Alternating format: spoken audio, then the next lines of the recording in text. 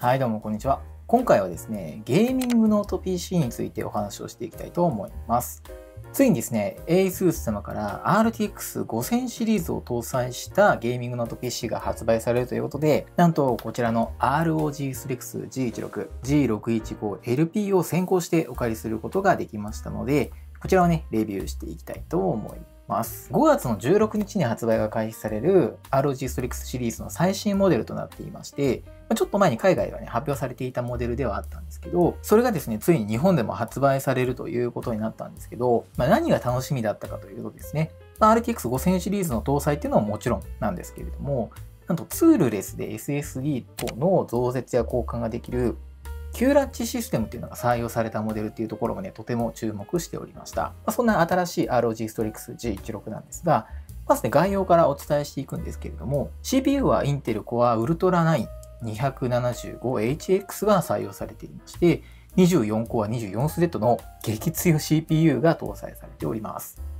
GPU は NVIDIA GeForce RTX 5070から5080までの3つのモデルがね、準備されていまして、こちらのお借りしている G615LP は RTX 5070を搭載しているモデルになっていまして、価格は約34万円ほどとなっています。RTX 5070 Ti が搭載されている G615LR は約36万円ほどでして、さらにもう1個上、RTX 5080搭載の G615LW は約50万円ほどとなっています。5080のモデルはね、さすがの価格差にはなっているんですけど、5070Ti との価格差はですね、約2万円ほどとなっていますので、そこまで大きな差にはなっていないかなと思うんですけど、実はこちらの5070のモデルはですね、ディスプレイ性能が他の2種類と違っていまして、2560×1600 の 2K 解像度となっていまして、リフレッシュレートもね、240Hz となっていますし、色域もなんと DCI-P3 100% カバーとなっています。上位機種のね、2つは、解像度がフル HD で、リフレッシュレートも 165Hz となりまして、色域も sRGB の 100% カバーという形で、少しね、差別化されているというものになりますね。個人的には、このディスプレイ性能っていうのは結構重要でして、色域が広いこの 615LP っていうのは比較的にコスパも良くて、かなりね、人気の出るモデルになるかなと思っています。で、上位機種2つはですね、ディスプレイと GPU 以外だと、インターフェースっていうのもね、少し差分がありまして、こちらの5070モデルにはないサンダーボルト5のポートがですね、2つ準備されていますし、あと有線 LAN ポートも 2.5GBps というですね、2.5GBps に対応するポートになっています。インターフェースの話になったので、こちらの G615LP のインターフェースのお話も紹介するとですね、まず、右側にはですね、こんな感じで USB 3.2 の Type A のポートが2つ準備されています。で、左側には、こちらが電源のポート、隣に有線 LAN ポート、HDMI ポートと、あと USB 3.2 の Type A のポート、そしてサンダーボルト4のポートが1つと、USB 3.2 の Type-C のポートが1つ。で、最後に 3.5mm のイヤホンジャックとなっております。で、こちらはですね、PD9000 対応のモデルとなっていますね。ただ、SD カードスロットっていうのはないという感じですね。で、そしてですね、電源アダプターはですね、280W 出力のアダプターがありまして、重量は約 798g となっています。2024年のモデルが約 920g だったので、ここは軽量化されているんですけれども、ただやっぱちょっとね、まだ重たいかなという印象ではございます。しかもですね、PD9000 対応ではあるんですけれども、100W の充電器だとですね、低速充電だよという扱いになるようでして、家にあった 120W の充電器でもちょっと足りなかったので、やっぱ高性能な GPU ではあるので、その分要求される電力っていうのも大きいので、基本はね、この純正アダプターの使用をする形になるのかなと思いますね。このモデルを買う方はね、基本家での使用を想定していて、外への持ち出しとかはね、あんまり考えていない方だとは思いますので、大丈夫かなとは思いますけれども、アダプター込みでね、約 3.5kg ぐらいとなりますので、そこはご認識おきください。で、本体サイズはですね、16インチのモデルになっていまして、幅が 354mm ほど、で、奥行きが 268mm ほど、で、高さが短いところが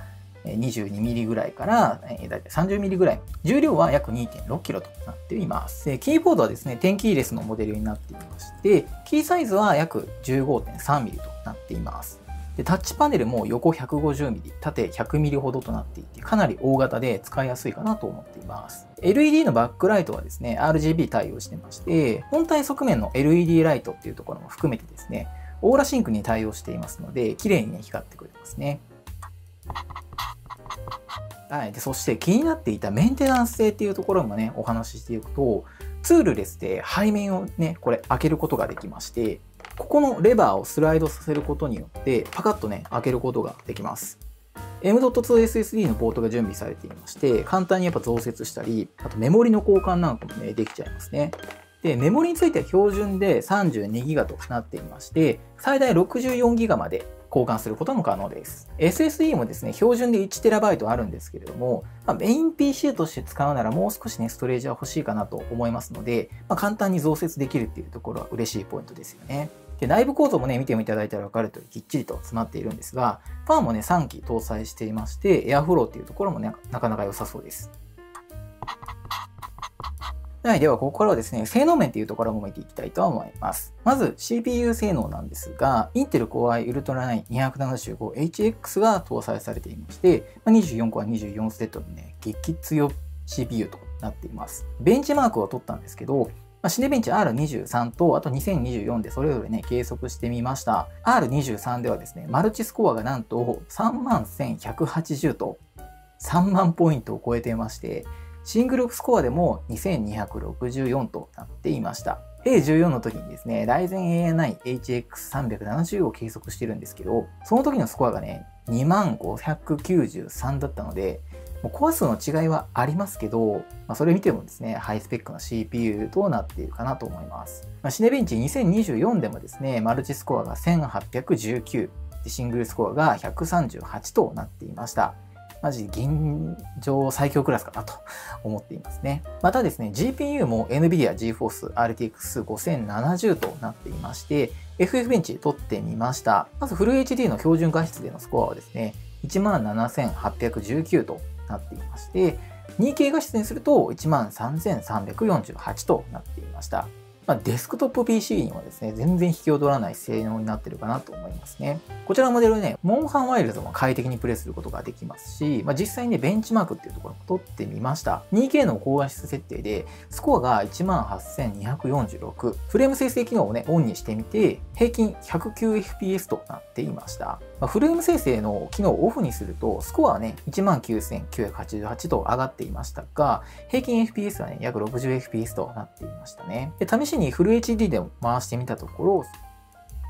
スコアはですね、23,567、平均 FPS138fps と、かなりね、快適にプレイができそうですね。あとね、レイトレーシングっていうところもオンにしてみて、2K 解像度、高画質設定っていう、かなり重ための設定で一回やってみました。スコアは15,999、90fps となっていました。ただ、こちらに関してはですね、シーンによってはやっぱカクつく場面も結構あったので、過信はしちゃいけないという感じですかね。はい。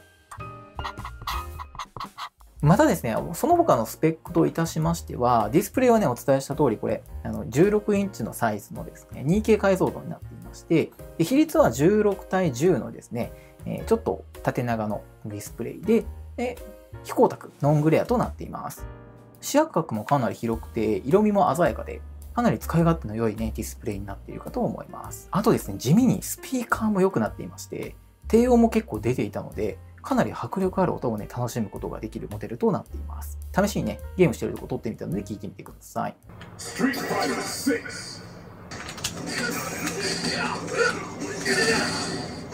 あとね、ゲーミングノート PC の宿命ではあるんですが、排熱やファンノイズについてはね、従来から大きな改善っていうのはやっぱなさそうですね。もうどうしてもここはですね、ファンはもうブーンと回りますし、高性能 CPU、GPU は発熱します。その上ではあるんですけど、このキーボード部分まではですね、あんまり熱くなっていないですし、スペックに比して結構ね、ノイズとかを抑えてくれてる方なのかなとは思いますね。あとは Web カメラはですね、207万画素を対応してまして、リモート会議でも十分使えますし、Wi-Fi 7にもしっかり対応しています。バッテリー性能もですね、スペック上では約 5.5 時間、アイドル時は約12時間持つということでした。ゲームとかするともうちょっとね、短くなるかとは思いますけれども、十分な性能かなとは思いますね。そもそもね、バッテリーで使う機会っていうのは少ないと思うので、そんなに関係ないかなとは思います。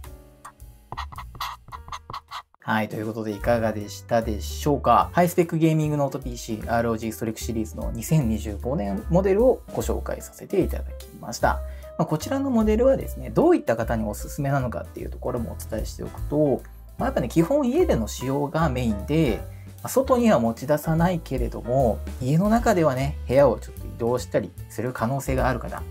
それでいて、スペックには妥協せずに、ゲーミング性能や動画編集などの作業なんかを快適に使いたいよという方にはぴったりなモデルになっているかなと思います。逆にちょっとでもね、外に持ち出す用途があるのであれば、もうちょっとコンパクトサイズのゲーミングノート PC にしていただいた方がいいかとは思いますので、結構デスクトップのようなね、使い方にね、近いのかなと思いますね。そうすると、じゃあ、デスクトップ買った方がいいじゃないかと言われるかもしれないんですけれども、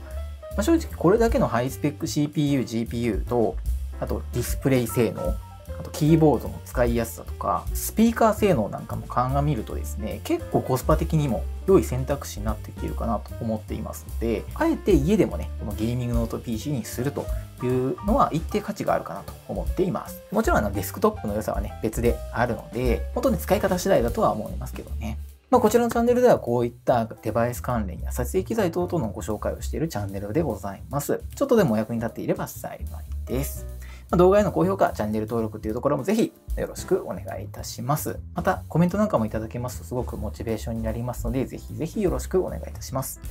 というところで今日のところはこの辺で、また次回の動画でお会いしましょう。バイバイ。